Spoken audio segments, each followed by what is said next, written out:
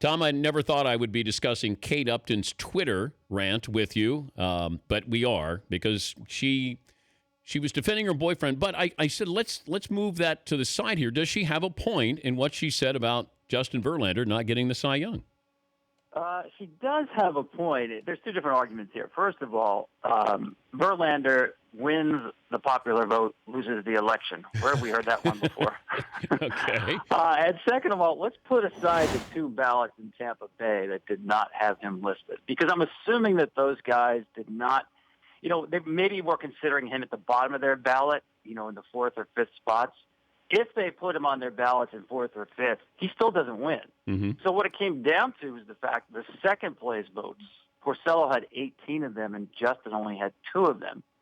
Now, to me, he didn't get robbed only because I think Porcello, Verlander, Kluber, they're all worthy of winning. And I don't say that gratuitously. I really thought it was a coin flip. If you have a 3-sided coin, and either one could have won. So it wasn't like he got robbed, but what it tells us, Dan, is when you look at the voting, really look at the voting, like politics, baseball writers' voting is really local, because you look at where the votes were coming for these guys, and it was within their own divisions. Is the system, does it need to be revamped? No, I don't think it needs to be revamped. We've gone to full transparency. Unlike the Hall of Fame voting, we know exactly who's voting and exactly what their ballots are, in this case 1 through 5. And we'll get it 1 through 10 in the MVP tonight. So I think there is transparency. That's all you could ask for.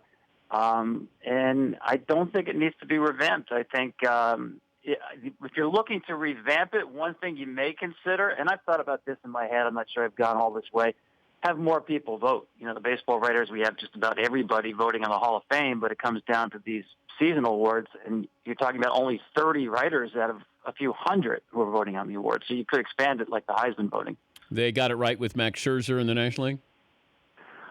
Yeah, I think so. I was surprised, though, that he won by as much as he did. The voters really love power pitching, and unfortunately it didn't work out for Justin, but the strikeouts, I thought, for Scherzer put him over the top.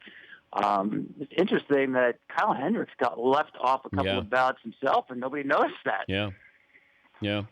The Dan Patrick Show, weekday mornings on Audience.